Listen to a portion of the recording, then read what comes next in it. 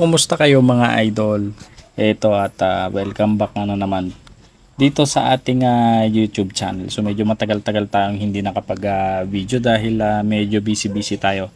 So ito, kung bago kayo dito sa ating YouTube channel, so ang YouTube channel nga pala natin ay tungkol sa solar renewable energy. So ako nga pala si Glenn, ang inyong guide dito sa mundo ng solar.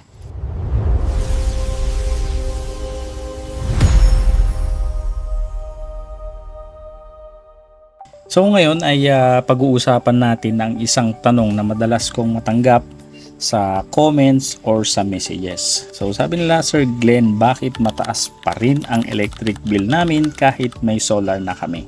Okay, so kung isa ka sa mga nagtatanong nito, para sa iyo ang video na ito.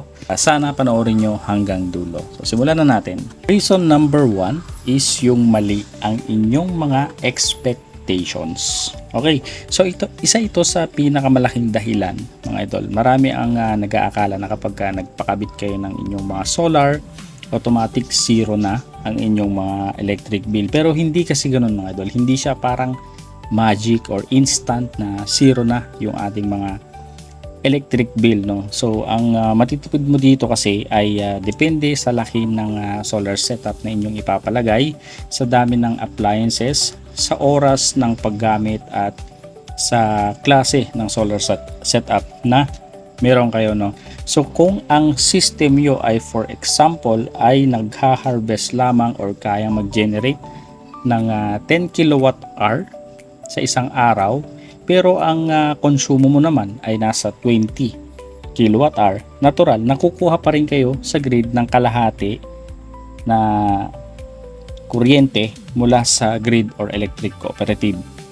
Kaya bago ka madismaya dun sa electric bill nyo, siguraduhin nyo muna na tama ang expectation nyo sa inyong solar setup. Okay? Reason number 2, maliit ang inyong solar system. So maraming mga homeowners, mga idol, ang nagpapakabit ng maliit na solar system dahil nga gusto nilang makatipid muna sa initial cost. Walang masama ron, mga idol.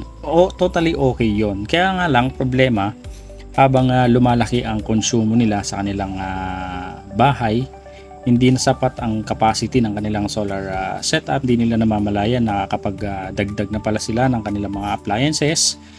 So, yun yung pinaka-common na nangyayari kapag nagpapakabit sila, no? Halimbawa, meron kayong dalawang aircon, ref, washing machine, water pump, induction cooker, rice cooker, at iba pa.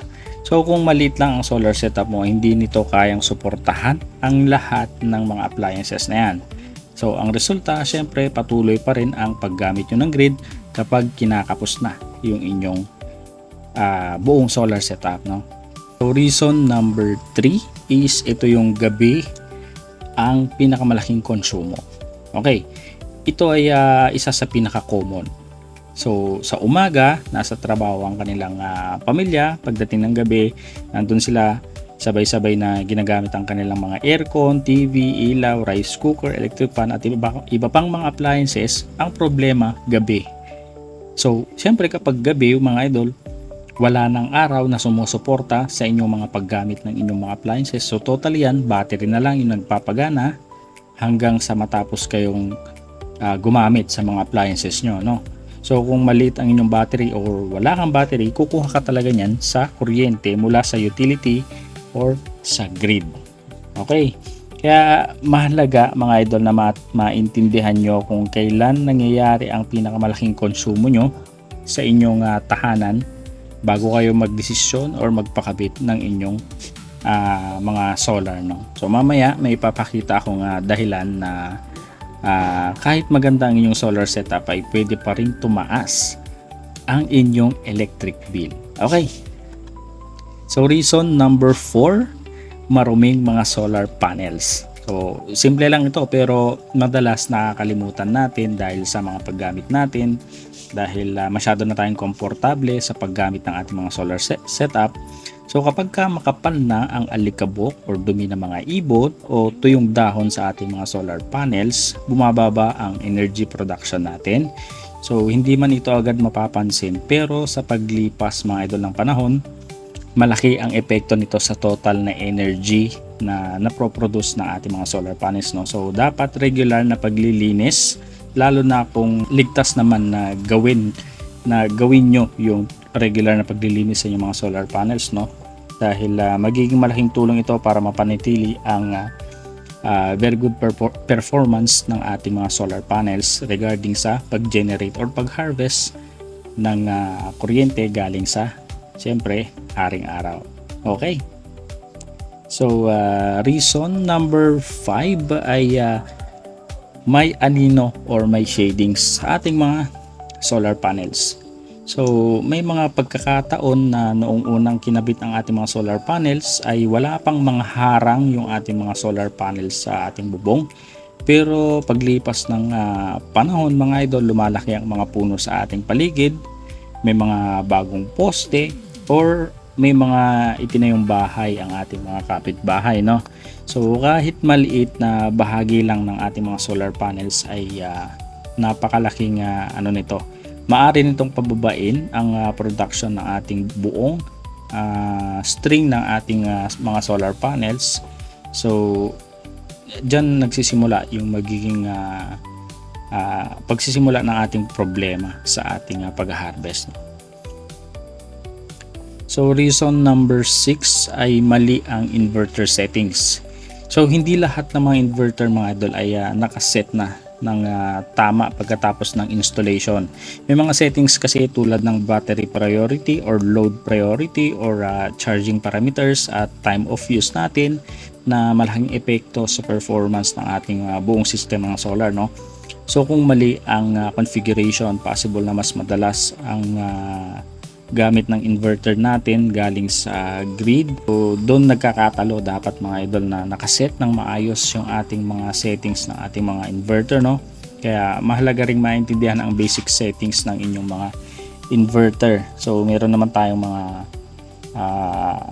tawag nito, instruction guide or manual na pasama, no? So kung hindi binigay sa inyo yan, hindi iniwan ng inyong installer, pwede kayong pumunta sa Google, download nyo, mga idol, yung instruction manual. So base nyo lang yan sa model ng inverter na gamit ninyo. Okay, so ito ang bahagi na maraming homeowners ang hindi napapansin. Okay, so reason number 7 na tayo.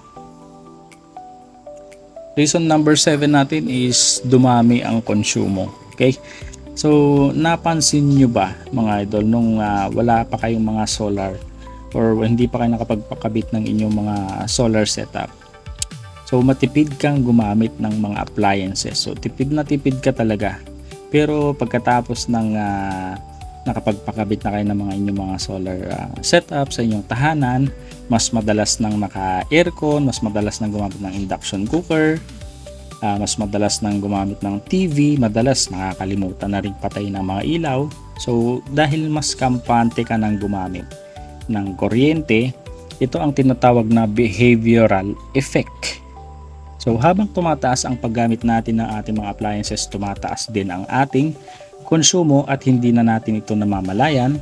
So kaya kahit may solar setup na tayo ay possible pa rin tumaas ang ating mga electric bill dahil nga yun nga, medyo nagiging pabayan na tayo, hindi natin napapansin. So yun. So reason number 8, mahina o maliit ang capacity ng ating mga battery.